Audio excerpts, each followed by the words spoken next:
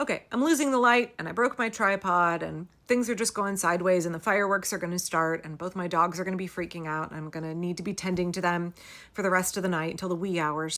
But I need to show you first a clip that I came across today, stumbled across it while I was looking for information on something entirely different. And this clip is so relevant to what we're going through now. It's almost prescient the way that it, oh, just watch. And as we've been talking about, this is not just a policy problem. There's obviously a significant issue of folks potentially losing access to their health care.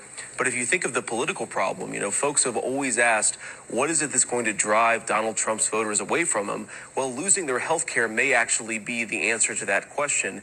And unfortunately, the Republicans, who I think have been very smart and frankly correct in the fact that Obamacare hasn't solved a lot of the core problems of the American healthcare market, now own the problem. They're going to learn very quickly, unless they craft a better bill, that it's not just enough to critique the bill that has failed in the past. You have to actually offer a better alternative. And we're going to see if the Senate is able to actually put forward that alternative. That's the 2017 iteration of J.D. Vance. After high school, Vance enlisted in the Marine Corps. He went to college at Ohio State University on the GI Bill, which should make it shocking, the disdain and disregard he has for our veterans now, the way he actively supports firing tens of thousands of veterans from the federal workforce, cutting VA benefits, making life harder for all our veterans. Well, he benefited from a social program, the GI Bill. After that, he went to Yale Law School. He's a smart cookie, y'all. That's where a professor encouraged him to start writing his memoir, which would later become Hillbilly Elegy, which would later become a Netflix movie. Do not get me started on it. We could talk about the inconsistencies in his memoir some other time.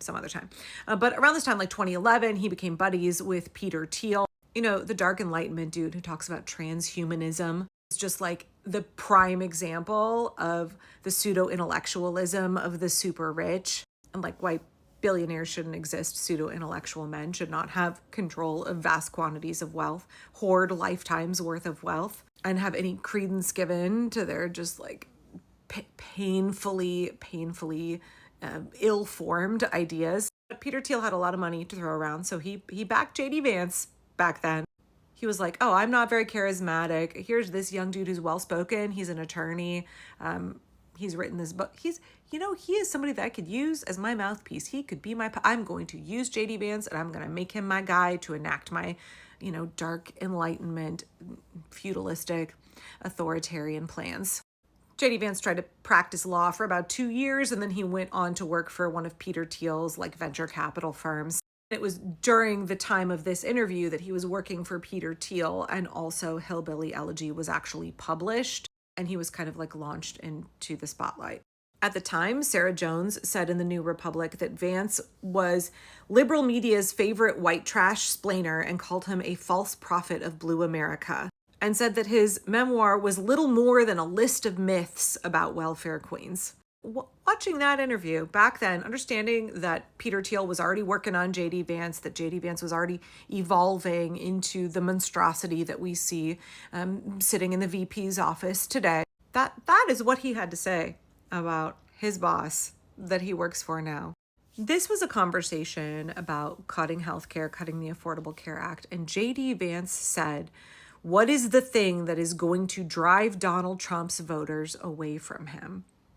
Taking away their health care. What just happened today? What just a couple of days ago did J.D. Vance have to cast the tie-breaking vote on? Donald Trump taking away health care from 17 million Americans. Now, they're hoping that you won't connect this with Donald Trump and the Republicans because a significant portion of these healthcare cuts, the cuts to Medicaid and to Medicare and to the Affordable Care Act, will all be coming after the 2026 midterms. So they are all hoping that you will forget this, right? Mitch McConnell said that Americans will get over it. He's hoping that we'll have a short memory. All the Republicans are hoping that you'll have a short memory and that you will have forgotten that they crammed through all of this nastiness this week, because a lot of the pain of this will not be felt until after the midterms. And then they're hoping that you'll go ahead and vote for them anyway.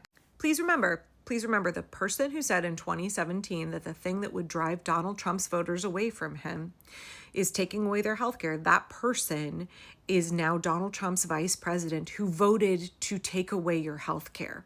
when you lose your Medicaid benefits, when rural hospitals close all around this country, when your granny gets kicked out of her nursing home because Medicaid will no longer pay for it, when little children around this country are suffering and dying because they no longer have access to health care, when millions of disabled Americans lose their health care, when you no longer have coverage to change the dressings and treat your diabetic foot ulcers, when you no longer have coverage to pay for your dialysis, when you no longer have coverage for your high blood pressure medication, your cholesterol medication, because Donald Trump and the Republicans voted to take all of that away from you right now in 2025.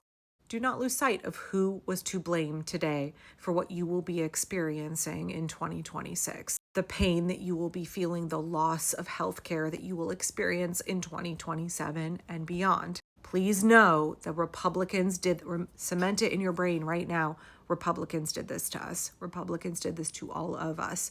We may not be feeling it today. There are already clinics that are closing, but there was already a clinic that closed just a couple of hours ago because they anticipate a loss of Medicaid funding. Remember, even if you're not on Medicaid, you may not need Medicaid, but your hospital does. Our entire healthcare system depends on Medicaid being funded and functional.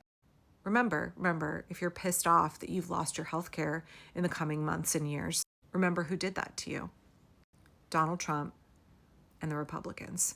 J.D. Vance said this would be the thing. This would be the deal breaker. This would be the straw that broke the camel's back for Republicans, for Trump supporters. So you might as well educate yourself. Now educate your Trump-loving friends and family about what's really in this bill and what it's really going to do to our healthcare, how bad it is. They may not feel it yet, but maybe they can comprehend it yet. You may not lose your healthcare today, but the healthcare that you are going to lose in the coming months and years, the decision to do that was made today. So let's see if J.D. Vance was right. Let's not wait until 2026 and 2027 to find out if J.D. Vance is right. This one time back in 2017, he's so often terribly, terribly wrong. But maybe in 2017, he was correct that the thing that will drive Americans away from Donald Trump is the loss of their health care. Where's the line? Where is it the thing that's the bridge too far? Where is it that folks are willing to start turning away and peeling off and saying, I was really wrong about this guy. I am suffering now. I'm hurting now. Maybe that thing will be 17 million Americans losing their health care. Maybe it will just be the anticipation of them losing their health care. I don't know. What do you think?